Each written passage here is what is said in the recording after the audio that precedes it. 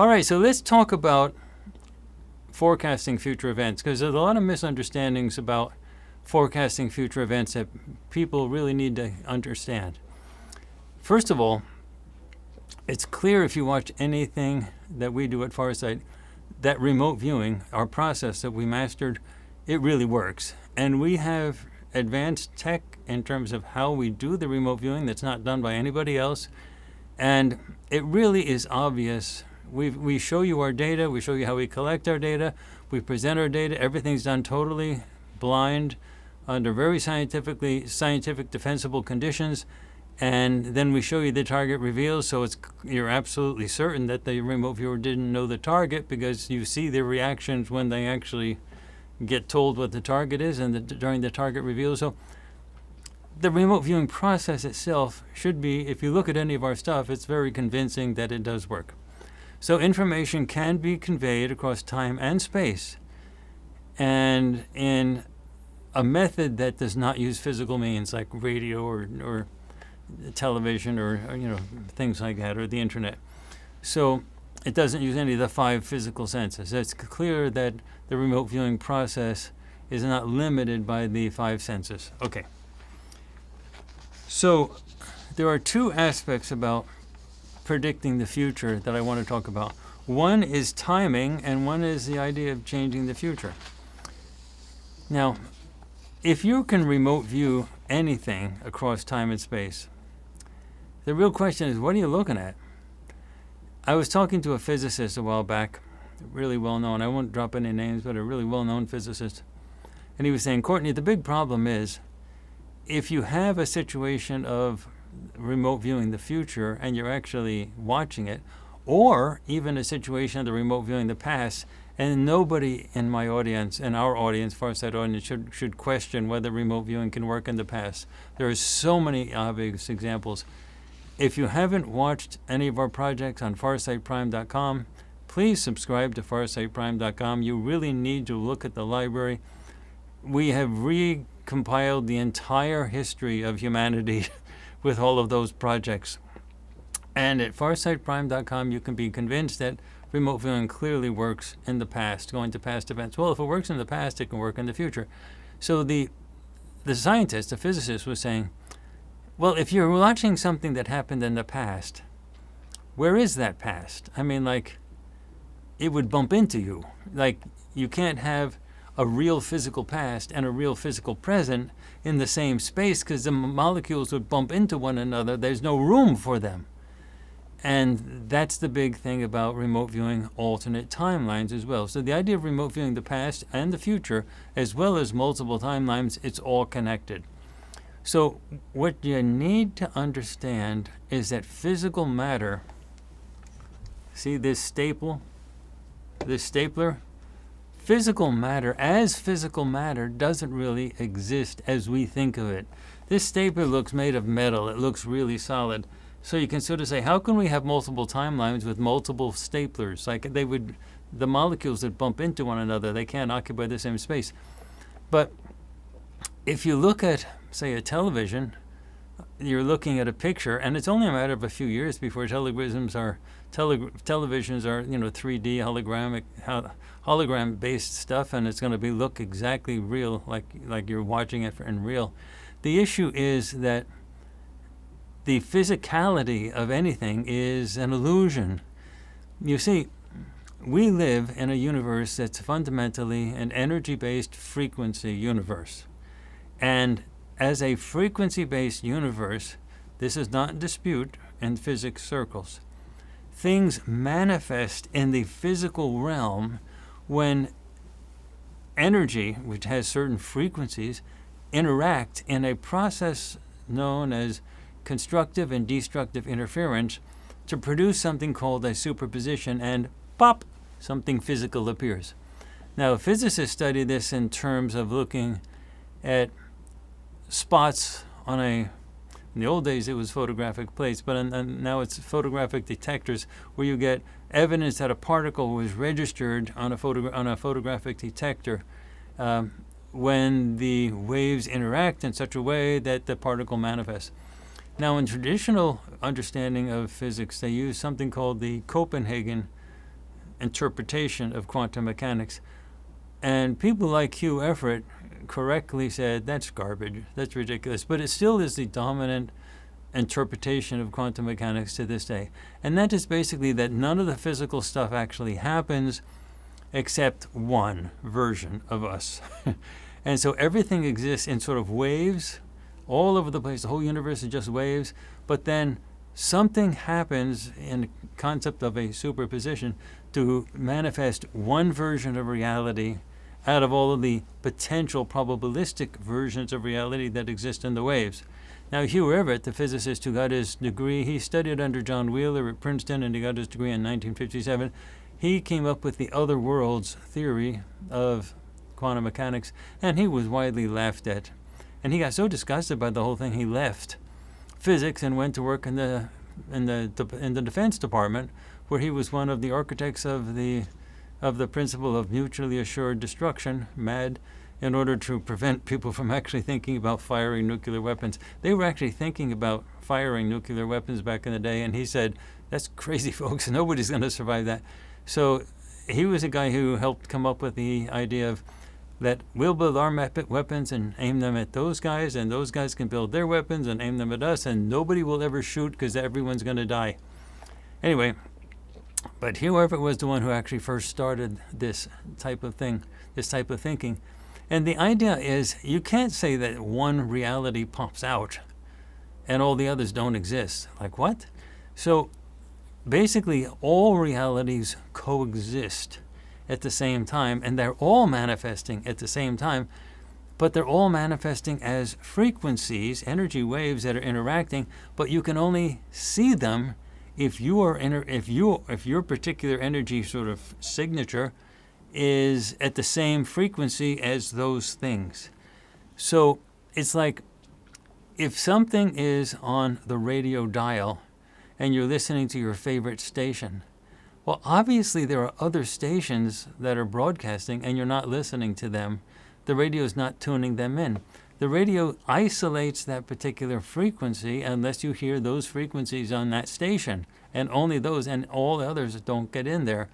Same thing with television, same thing with the internet, isolation of frequencies so you only see one. Well, that's basically it. We are receivers, and our physical bodies and everything, we are receivers, and essentially we see things that are compatible with, on the level of frequency, the frequency that we happen to have. All those other things also exist, all those other realities. And so you don't have a situation of multiple staplers that would bump into one another, because there are no physical multiple staplers. It's all just energy. The stapler looks physical, it seems physical, but that only looks and feels that way when they're all in a similar frequency mix, in that state of superposition. And so because I'm in a mix with that stapler, I can see that stapler. But other staplers or other versions of that stapler, I simply cannot see. So that's how everything can work together and actually exist at the same time. So the future can exist, the past can exist, the present can exist all at the same time. But it also means that multiple versions of everything can exist. And not talking about one or two timelines.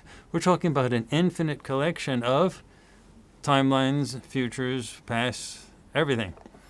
And you sort of sink into one of them depending on your frequency mix. So when we're predicting the future, we're looking at what we consider to be a most probable future based on current conditions. Now here's the thing. When you look into the past, there's not an ambiguity about what you're going to see. When you look with remote viewing into the past, and obviously this means that we call it the is-being. Now we don't use the word soul or spirit, but consciousness clearly extends beyond time and space. And so when we use consciousness or remote viewing to look into the past, we know exactly what we're looking for, because our past events we remember in our memories or in written books or whatever. So we're looking for that exact past event. Our intent is for that exact past event. But obviously other past events must happen that we just don't look for because it's not in our memory. So when we're looking into the future, we don't have that. We don't have the memory because the things haven't happened yet. So when you're looking into the future, you have to look at the most probable future. Now, on a technical level, this is the same as the most probable past, the most probable future, but we know exactly what we're looking for in the past, so we get exactly that. In the future, we don't know exactly what we're looking for, so we get more of a spread.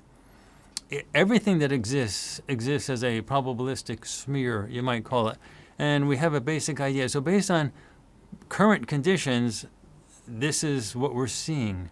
So when we predict something is going to happen in the future, the intelligence services know damn well that they better look for it. So they look at everything, but they know it's not a certainty. They know that it's something that could happen with a significant probability, because that's how we're presenting it to them.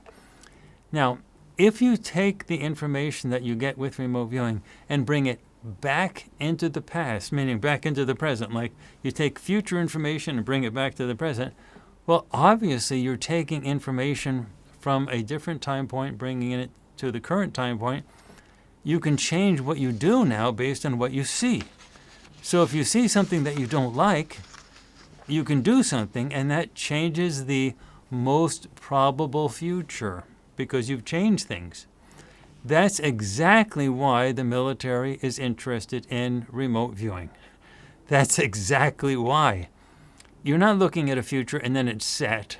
And then you get snarky comments on the internet saying it didn't turn out, so I'm going to unsubscribe. But that's not what's going on.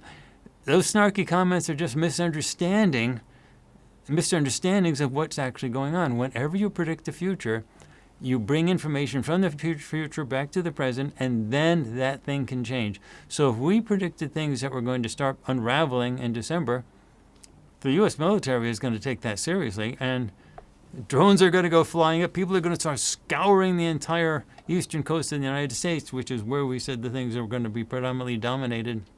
And they're going to look for it. And you can only assume that that wasn't a coincidence. At least I can assume that that wasn't a coincidence. So there is no one single reality.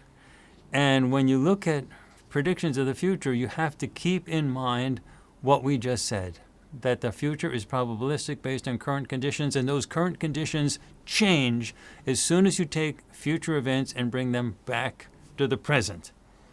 Okay. That means events can be prevented. Now, this is very similar to the movie starring Tom Cruise called Minority Report. So if you haven't seen the Tom Cruise movie of Minority Report, it's a great movie, and it helps explain sort of the problems that you're dealing with. Now, if you want to know more about the physics of how this is done, or more about the science of how this is done, this is my book, Remote Viewing, the Science and Theory of Nonphysical Perception. Now, this book is a science book. It's not like a book on ET stuff, like remote viewing, extraterrestrials and stuff. It's a science book, but it does explain the physics behind all of this. And it is available on Amazon as a Kindle, but it's also available on paperback, as you can see. There is a paperback and there's a hardback version, and there's also a Kindle version for those people who like reading Kindle. I've been starting to read on tablets as well, a lot. So timing is also an issue. So I've just covered the multiple timelines, multiple futures part of things, but let me also talk about timing. Sometimes with remote viewing, and I'm not saying this is a reason to disbelieve remote viewing, I'm just telling you this is a fact of remote viewing, and just accept it as part of the understanding of this is the nature of the phenomenon. With remote viewing, the remote viewers are attracted to things. They're attracted to events. They're not attracted to a date on the calendar. You can't say what's going to happen on this date at this time and say it's fixed, because something may happen the day after or the day before or the week after, the week before, that is around that sort of time, and that becomes the interest, and they go after the events around that time. So it becomes sort of a condition for the remote viewing, but it's a general ballpark type of condition. So when we say certain events are going to happen at a certain time period, it's an approximation. And what you should be doing is expanding it. That's why, in my interpretation, when the drones started to show up before December, in large numbers. The flood of drones actually started to show up. And I'm using drones because I don't think all of them were drones. Obviously, some of them were ET ships, but I'm just using the drones because that's what people use. They use that word. But when they started to show up 2 weeks before December, that's part of the understanding, and the intelligence community knows that. So if things are going to start till this, if we're viewing something that's happening in the ballpark region from December through March, actually it was December through February, but we always extend it to March. If it's that, they're not going to sit around and say, well, it's not December 1st yet, so we're not going to do anything. We're just going to do, let's have another cup of tea. No, they're not going to do that. They're going to send the things up before that. So when it started to happen like mid-November, that's when the ET ships started to really come out in large numbers as well. That makes sense. You want to sort of bookend it and the events are like a probabilistic smear. You want to encapsulate that probabilistic smear with boundaries that are bigger than just with the minimal amount that you see. So the dates for all remote viewing predictions should be considered approximate. They should not be considered fixed. And then, for example, if our data goes from like December to February, end of February, you should probably be thinking it's more reasonable to say mid-November through March or April or even May. And so when we're actually forecasting the events of 2025 and we look at it with a ballpark time period, you should probably be thinking of that as including all of 2025 with the higher probabilities being in the beginning of 2025, and then with lesser probabilities the farther you get into near the end of 2025. Think of it as a probability curve, and you have the most dominant probability of something happening at a certain time period, but the curve extends nonetheless quite far away from the dominant element to the dominant place. And so you want to be able to say, these are 2025 predictions. Probably we should start looking for them in the last quarter of 2024 and extending all the way to the end of 2025. 2025 is going to be a very unusual year. You should be able to see that already. I mean, the tea leaves are already very clear. Things are starting off the year with an absolute bang. So if the authorities do not do things to prevent the events that we're seeing, you should expect to see those events. In a most probable future, you should expect a very high probability that those events, exactly as we describe them, show up, that they actually manifest. But if the authorities do things that are based on our remote viewing results, does everyone get that? That's the key.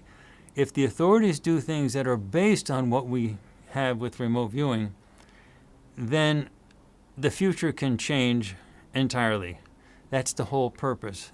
That's someone saying, I got this information from the future. I don't want that to happen, so we're going to do X, Y, Z so that doesn't happen. And that is entirely okay. That is what happens. And you, as the audience, has to be able to put two and two together. So in terms of the tumult that we predicted to happen starting in December and extending through extending through the end of February, you should then put two and two together and say, well, the government's not going to be idle sitting on that. They're going to do something. Whatever you think about politics, whether you're on the conservative side or the liberal side or whatever, the intelligence people stay in those jobs independent of who's in the political administration. The intelligence people act on these things. Trust me about that. The intelligence people, they're smart. I have interacted with them enough to know they are really good at what they do. So they're going to start doing things. They're going to send up all types of flares. They're going to figure out what's going on. They'll use their own intelligence networks to be able to figure these things out. But once they know what they're looking for, they're going to find that type of thing. However, guys, listen up. One prediction is clear, and this one should turn out no matter what. One prediction is based on the idea that the good ETs, that's our side, the ETs that we work with, and it's not like they just work with us. We know them on a personal basis. So our side, those ETs, they are absolutely trying to force the disclosure process to happen this year. Listen to that. I'm going to say it one more time.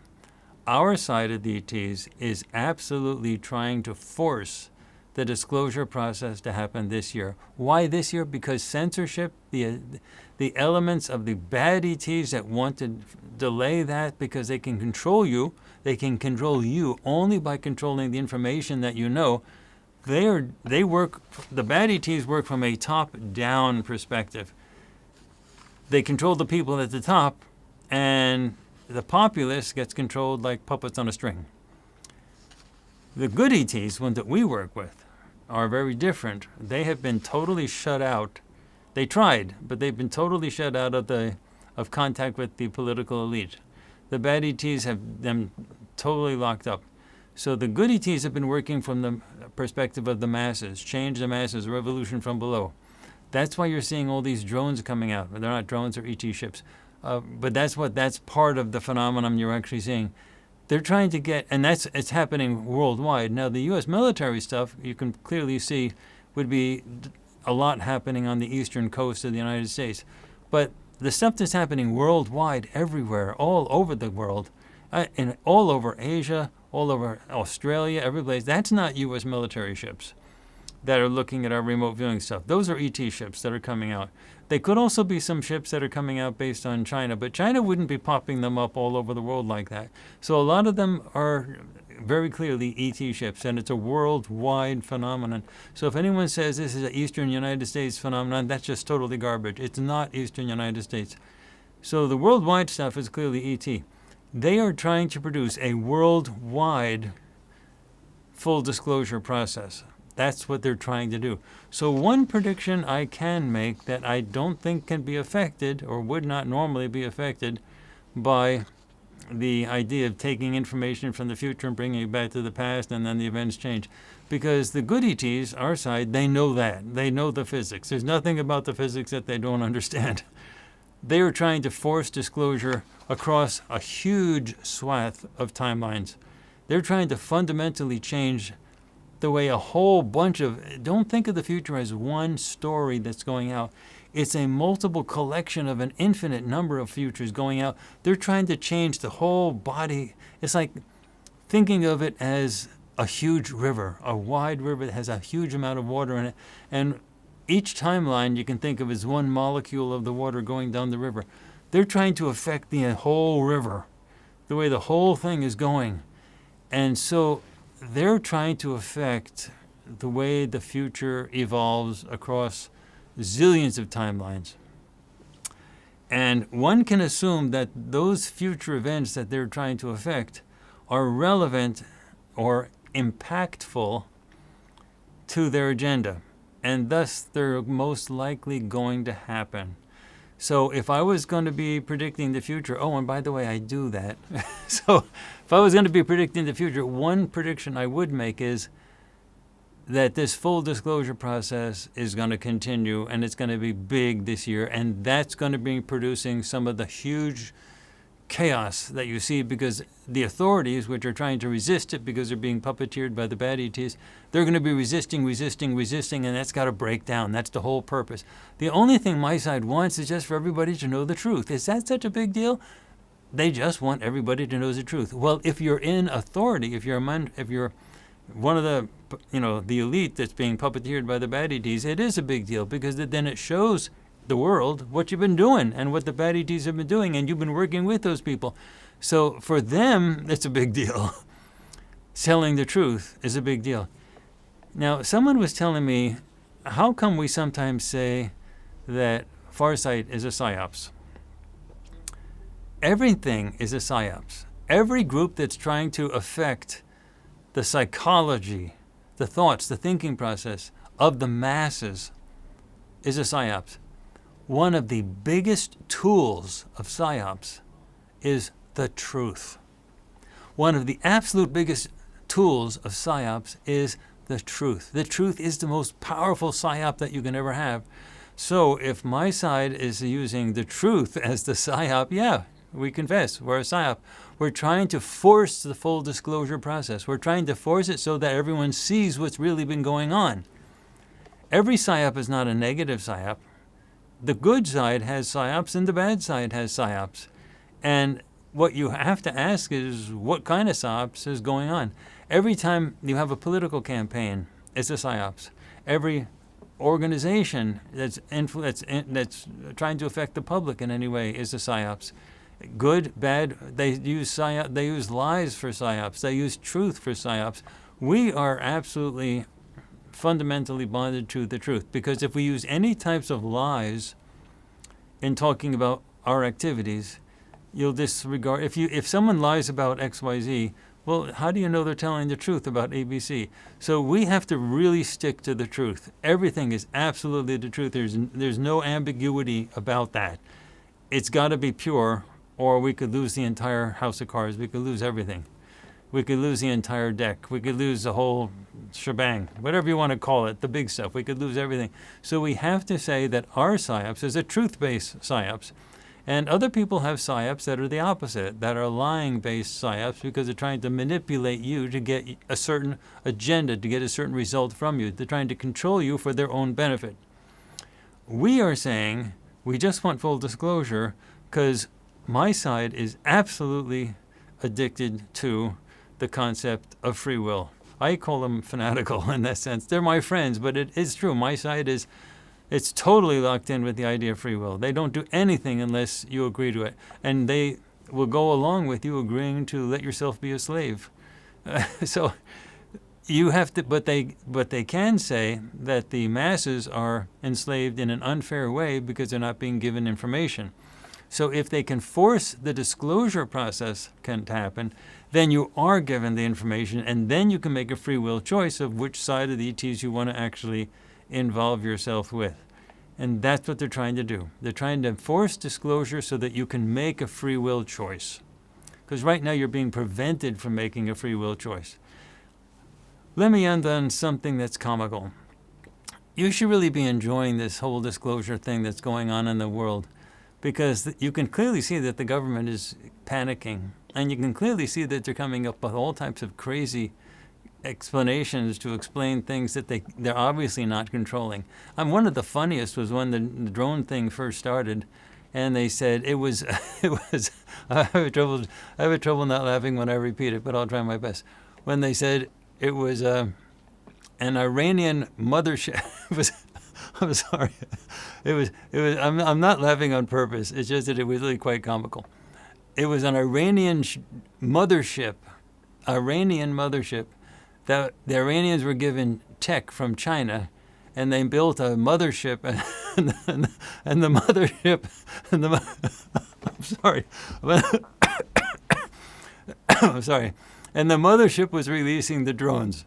Now, that lasted for about 2 hours, and then the Pentagon had to officially say, no, that's not happening. But it gave you, but they did release that through a congressman. They told a congressman, a high-level person, and he got it from high-level sources, and he said, that's what's going on, and he said it with authority on the news. And it was just so obvious. It was like what happened when people were asking about UFOs in the old days, and authority came out and said it was swamp gas. People just laughed. They thought it was crazy. So that swamp gas explanation didn't last very long. But the Iranian mothership it took it to another level. So you should be looking at some of the frantic sort of stuff that the authorities are doing to try to explain away these things. And having a smile, don't get all upset about it. It's really quite comical, and it's going to get more comical as time goes on. As they get more and more desperate, they're going to do more and more crazy things, and it's sort of funny I can't tell you how much we laughed at it. Oh, one last thing, and then I'm going to end. My son and I are having, it's not an argument, but it's a serious conversation that he's not going to budge on. We call the ETs, the good ETs and the bad ETs, because I always wanted to posit it in terms of the good and the bad, so that it makes it a simple thing so that people can understand that there are two sides. And in the channeling community, you get so much of an overwhelming dominance of all the ETs are good, and they're waiting for you to embrace. They're waiting to embrace you as the happy brothers and sisters in the galaxy, which are all in peace and happiness. And we're just waiting for humanity to wake up and stuff. And that's just such garbage. So I try to help position it in terms of good ETs and bad ETs, so that you can see how much of ridiculous psyops that's lying that side is. But my son doesn't like it. Aziz, he doesn't like it at all. He says, Dad, I'm going to put my foot down. We have to talk about the complexity on both sides. It's not just good ETs and bad ETs. Each side is very complex. The good side has an enormous complexity of the different groups, the different species. Their politics is incredibly complicated. On the bad side, it's similar. It's a bad side, it's an authoritarian organization, but it's still complicated. And on the good side, it's a free will organization, but it's still complicated. So he really wants to emphasize the complexity of the situation. And I have been hesitating for that. However, my son has won the argument.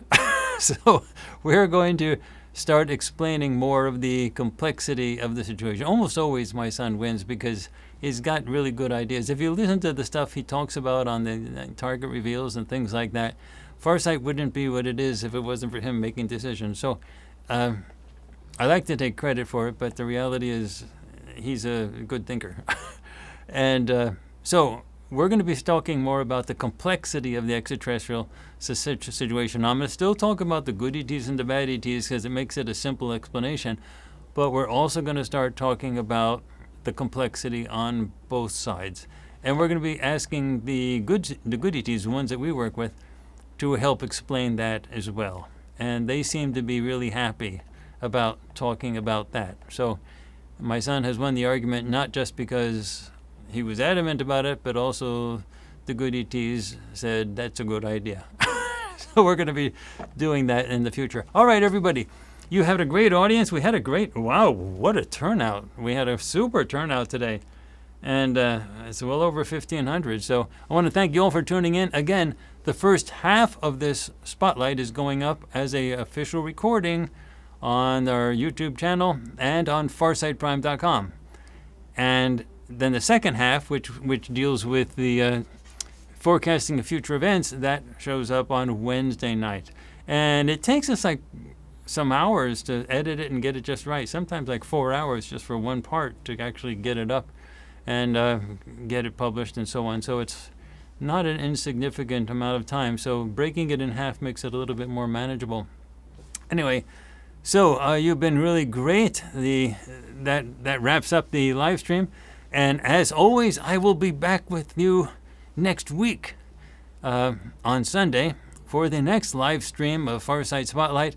In the meantime, go out there and look for the bigger ships. Now, we're not talking about the ships the size of, California or the continental U.S. They do exist, but we're talking about just larger ships, larger than like SUVs, and ones that you can clearly see that's a biggie. So start looking for those types of things and try to start following some Instagram feeds that deal with UFOs. Do some search for different sites that are dealing with that things, those types of things, and follow those Instagram sites. Let me actually, as I close up here, let me go to my Instagram feed because they always pop up. I can just actually, there's a ton of those things actually popping up. So let me do a search on UFO, and we have things like UFO secrecy. That's one Instagram feed. I follow that. UFO life. They have a bunch of UFO. Or you might actually try searching for UAP because that's becoming a biggie these days. There's also UAP in New Jersey, or UFO New Jersey, UAP_files. Anyway, just start going through those and see if you can, and often you'll see other people linking other Instagram feeds, and that way you can get a better sort of worldwide survey of these UFO ships, UAP ships that are showing up. Anyway, I'll see you next week on Sunday. Same time, same place. And you have a good week and stay tuned, all right? Okay, everybody.